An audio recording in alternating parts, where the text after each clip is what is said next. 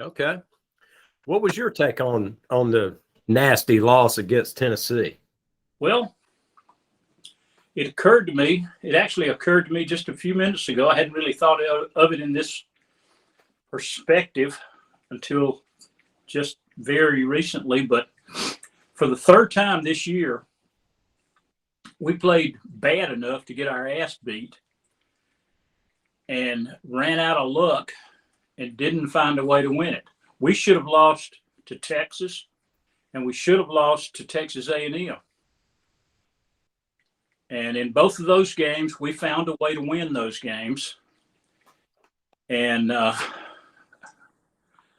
don't know any other way to put it. Our luck ran out against Tennessee. There were some things that happened that were poor execution late in the ball game, but well, let me ask you about your point of view this way. Okay.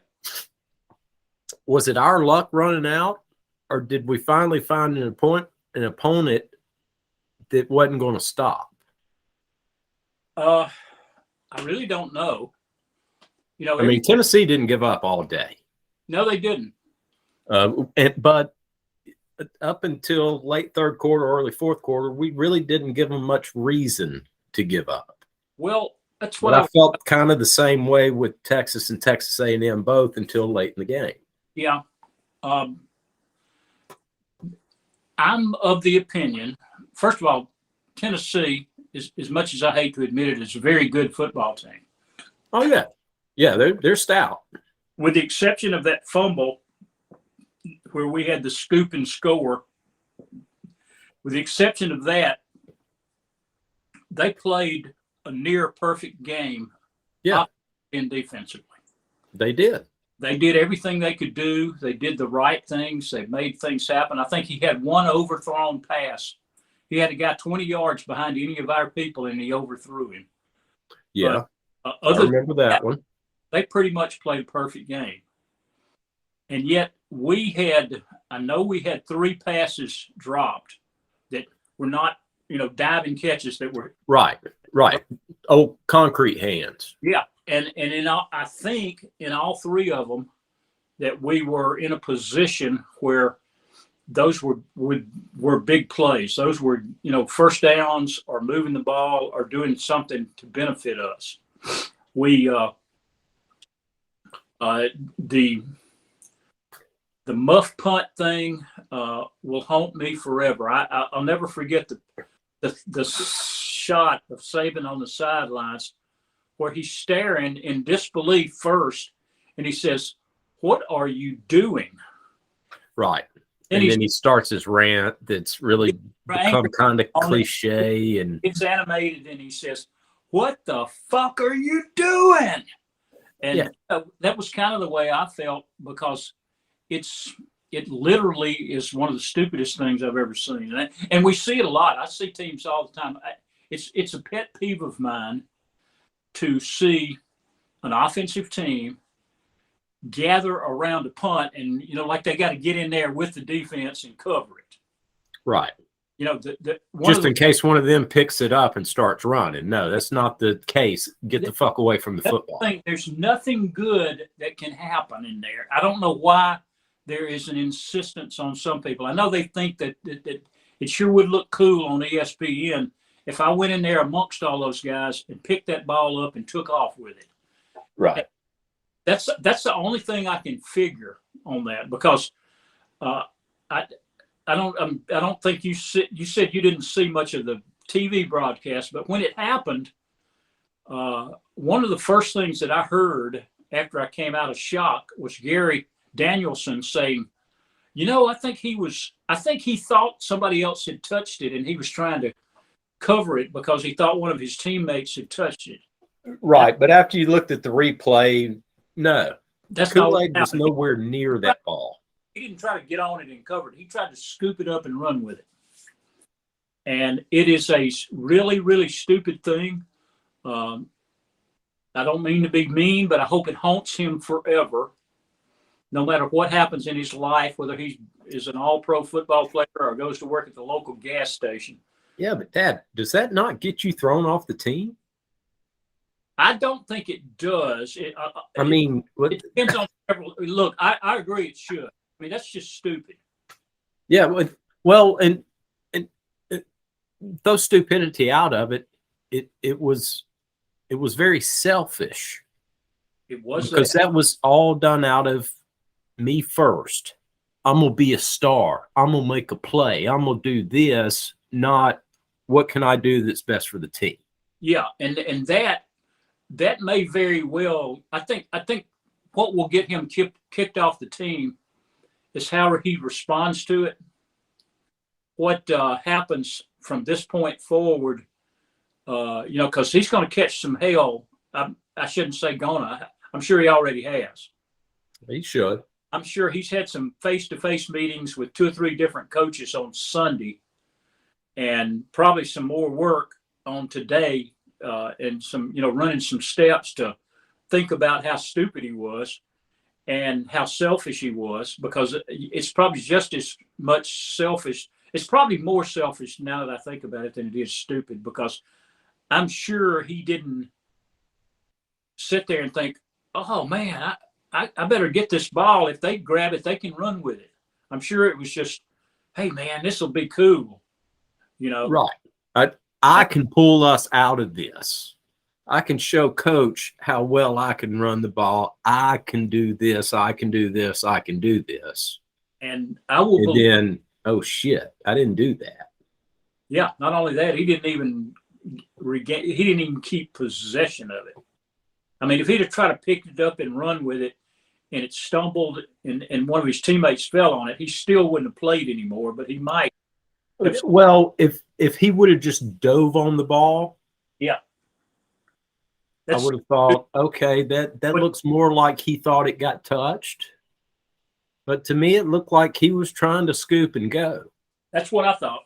That's the first thing I thought, and that's one of the.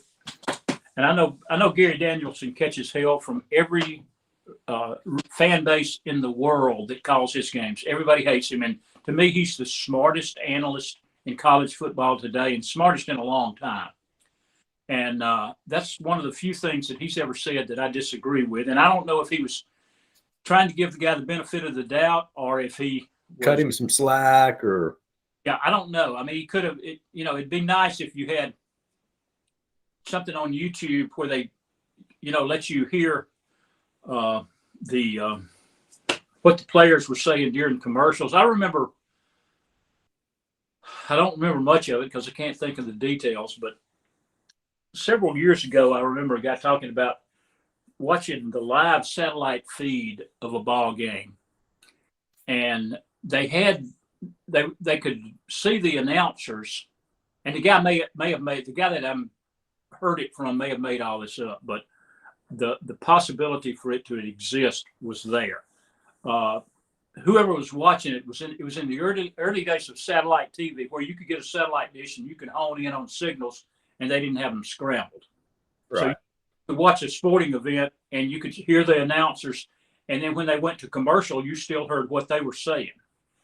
And this guy claims that he was watching one on the satellite feed one time, and at some point they went to a commercial, and one of the guys turned to the other guy and said, "Man, that's about the stupidest son of a bitch I've ever seen on a football field."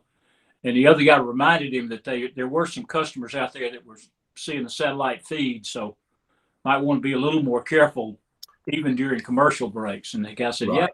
Yeah, that. So again, the guy could have made the whole thing up and just made it but it was a possibility. But it was.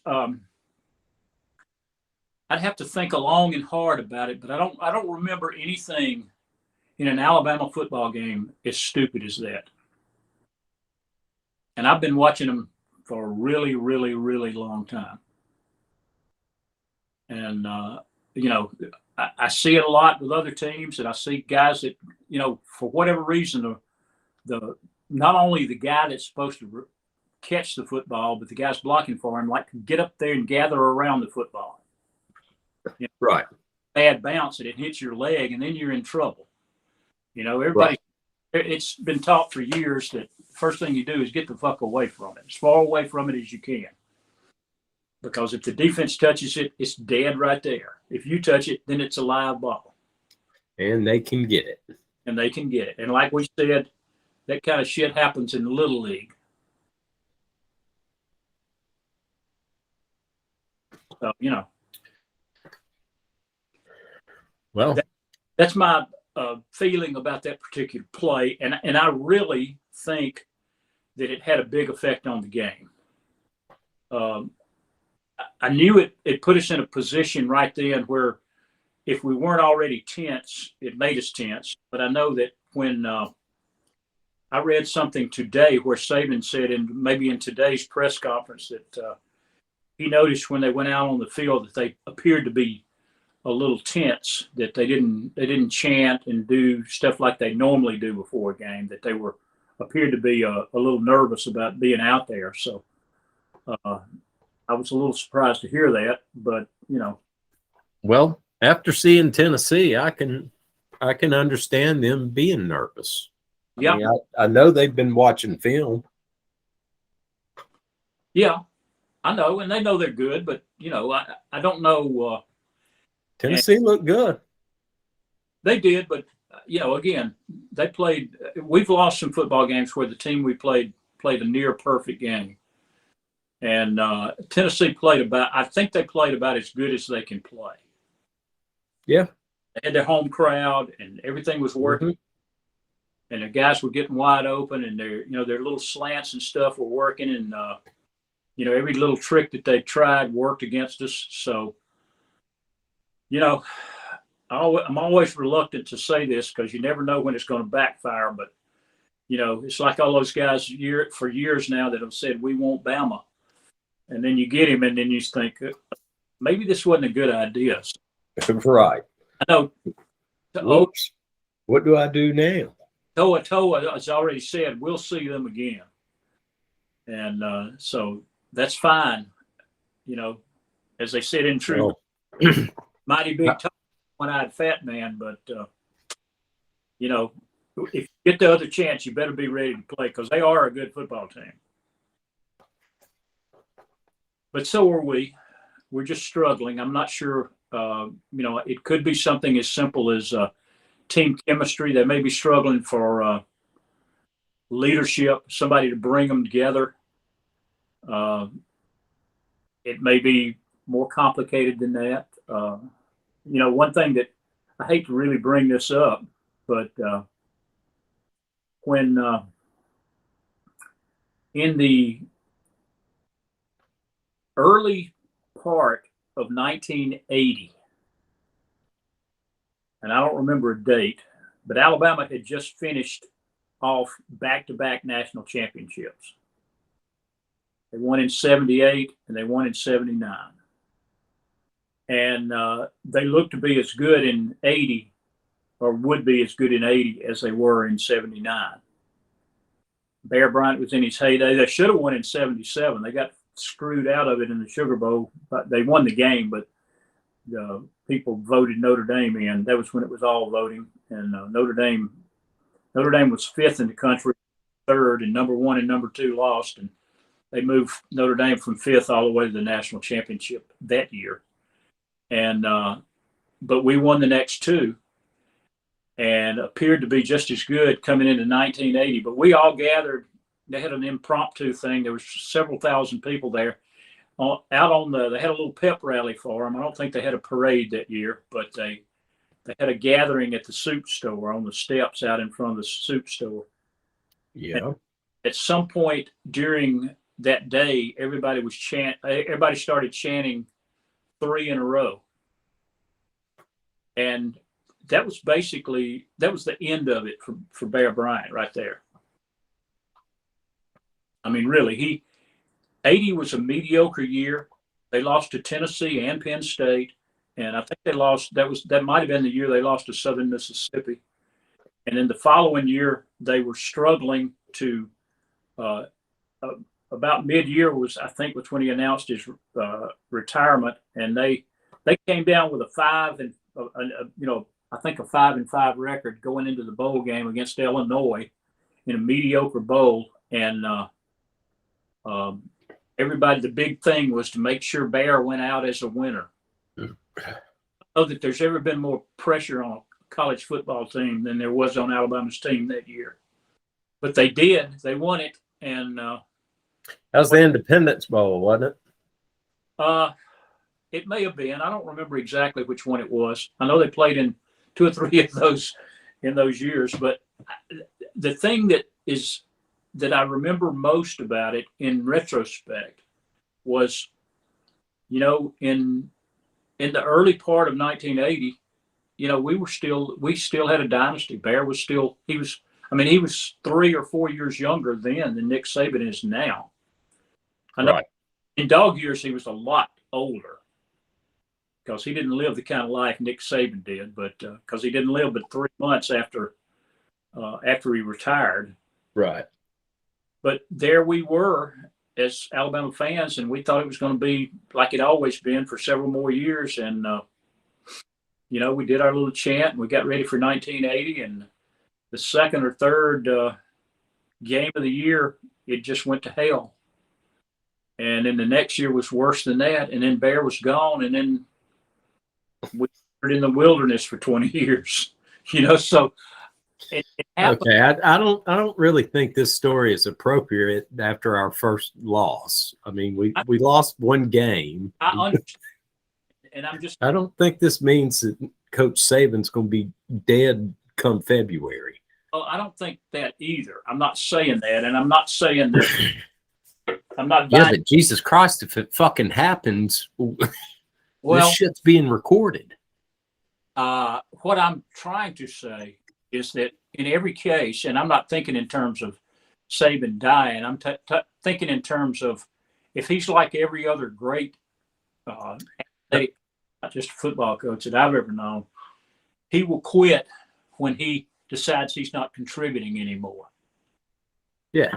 And if he goes out there and says, hey, you know, Paul Feinbaum, I think for the 3rd or 4th time in the last 10 years, Paul Feinbaum has said this is, well, you know, he's slipping. You can see it. He's not going to be like he always was. And so far he's been wrong, but, you know, it's kind of like every other prediction. You know, people predict the end of the world every 10 or 15 years, and sooner or later somebody's going to be right. But if you don't take a shot every time the target pops up, you'll never hit it. Exactly. So you may as well take a shot. And I'm not even predicting that's going to happen. I know. I'm just I listened to your story and then I started drawing parallels and well, shit, if we lose 4 more games, that'd be pretty catastrophic. Yeah. Oh my God. We'll end up in the Independence Bowl? Oh no. Here's the thing that I guess what I'm really trying to say there is that you never know when the end comes for whoever it is, you know? I mean, I remember great athletes that I saw, great coaches that I saw over the course of their career. And you were watching them one day, and then all of a sudden they weren't there anymore. They weren't any good anymore, you know? And I'm not talking about them dying. You know, I remember, I'll never forget. How do you feel about us against Mississippi State? I think we're going to beat the shit out of them, quite frankly. I mean, really. I mean, it's homecoming, first of all. You know the defense is going to be ready to play. I don't think Mississippi State has the receivers to do to our secondary what Tennessee did. I mean, they had about 3 long, lanky, really fast receivers, which put a strain on our defense.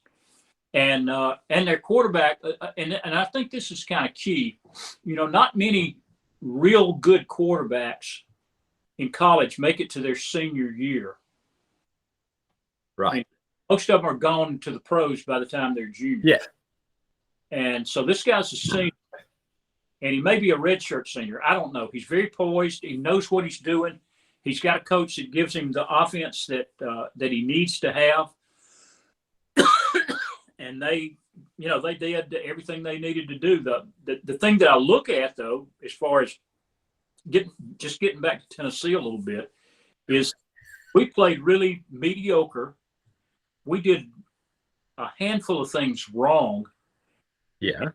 We still basically came from a missed field goal from winning that game, because I truly believe that if we make our field goal, they don't have enough time to kick theirs. So maybe not. I don't know. But as far as Mississippi State, I don't think Mississippi. No, I'll go with that. It's going to take longer. They're going to have less time when they get the ball in. They're going to be deeper in their own territory. So yeah, it's kind of and there's nothing saying that if they do get the ball back, miracle play, 2 seconds show up on the clock. Yeah, they kick the field goal. It could happen, but here's the thing: we go into overtime. Who's to say what happens then?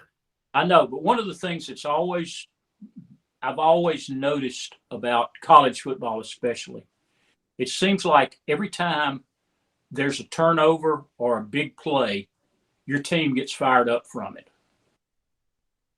Now take that situation right there. We took the football. They tied it up. We took the football and marched right down the field. Didn't get quite as close as we thought we needed to get, but we lined up to kick a field goal, a makeable field goal for our guy, and he kicked it far enough. Right. So I'm not doubting him. I mean, he didn't miss a single kick of any kind last year. Well, and the hold may not have been perfect. There's a lot of things that could have happened. With not pointing fingers, we missed the field goal. My point with all that, though, is if he kicks that field goal, see, when he missed that field goal, that's like a turnover to them. Right. They get the ball back right there. We conceded that we were going to make our field goal, and they were going to have to come down and either score a touchdown to beat us or kick a field goal to put it into overtime. Instead, not only do they not have to do that, all they got to do is go back down the field and kick a field goal, but also they're 30 yards closer than they thought they were going to be because we didn't kick the ball off into the end zone like we always do and put them on their 25. Right. So, I'm pretty sure that we would have done something different, and I don't think they would have played with the same level of intensity that they did when they were behind. There would have been more pressure on them with behind. Then you get into that playing to not lose and doing desperate things instead of just saying, hey, we're playing with house money. We're tied now. We're in overtime now. It doesn't matter what we do. Let's just go down there and see what we can get. So I fully believe that the missed field goal was the key thing for them to come back and beat us. Now, having said all that, what I'm really leading up to is the fact that if we can play that shitty and it comes down to a late field goal against a team that everything went perfect for, then if we play good, not great, but just good, then we shouldn't have any trouble with them. We shouldn't have any trouble with Mississippi State or LSU or Ole Miss for that matter. So you think we're salting the mix early? I don't even know what that means. Throwing one early to put everybody else at ease and just kind of holding back a little bit because right now we really don't need it. Well, right now, beating Tennessee, it's a pride thing. Going undefeated, it's a pride thing. Exactly. Do we need it? No. Okay, let me ask you a question. How many times since Saban's been there have we gone undefeated and won a national title? Off the top of your head? I want to say once. One more than that. Okay, I was close. 2021 was an undefeated season, and it was kind of a fucked up year. I mean, it was an undefeated asterisk. Well, we didn't lose any games.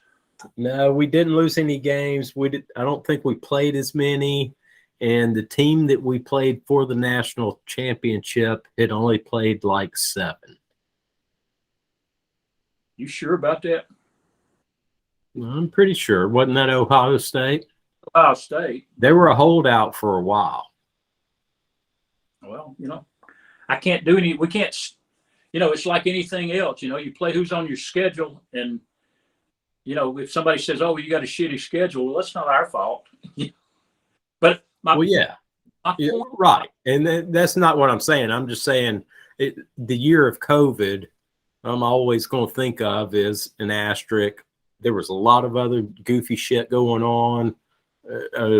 Our political system, which was already bad, was getting even worse. And yeah, college football was way down low on the list of priorities. My only point in bringing that up is that we have won quite a few national championships since Saban's been there.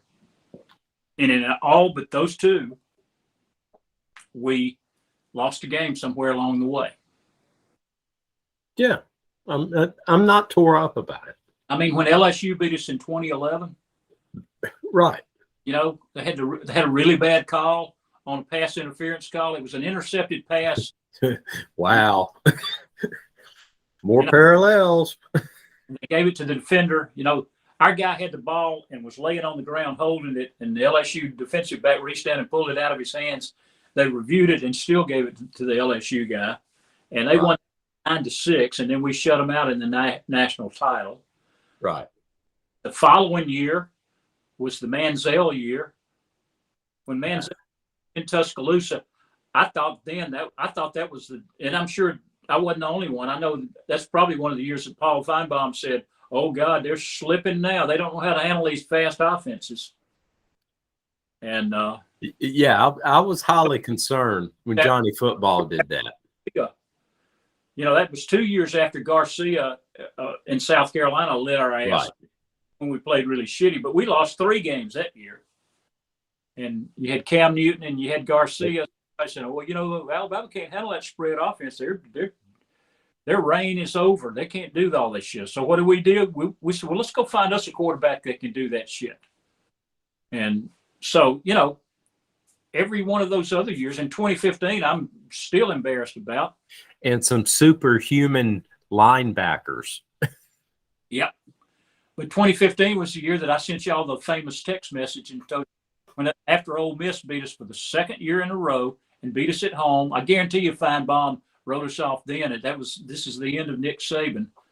And I know a lot of national guys did, but you know, he just can't handle this fast offense. He can't do it. And so I sent y'all a text, and I didn't do it for that reason. My thought was that if we let them come into our house and beat us after beating us the year before, and we seemed to be just going through the motions in that game. I didn't think we had the guts to win the national championship that year. And lo and behold, a couple of Kenyon Drake 100-yard kickoff, a onside kick, and Clemson was out there doing everything they could, and we just said, "No, motherfucker, you need one more. You're going to always need one more. You ain't winning this one."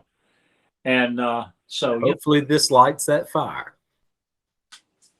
You know, I hope it does. You know, they're already saying that. I'm not sure how they measure this, but they're already saying that the 2023 recruiting class is the greatest rated recruiting class in the history of college football. Okay. Of course, this year's to show you how much that means. This year's Texas A&M class is, you know, is the one that they're breaking the record. They had the number of 5 stars and 4 stars and all that mixed in. They have a rating system, and he won everything with that. You know, he had the best recruiting class ever because of that in that rating system. And now Saban evidently already has that locked up for next year. And so those guys will be coming in and playing, and with some of the young guys we got now. So, you know, looks like several more years, looks like it's going to be good, but you never really know when somebody walks in and says, hey, that's it for me. I'm not doing this anymore. Well, so, once again, I hope you're not prophesizing. I'm not. I'm just pointing out that shit happens.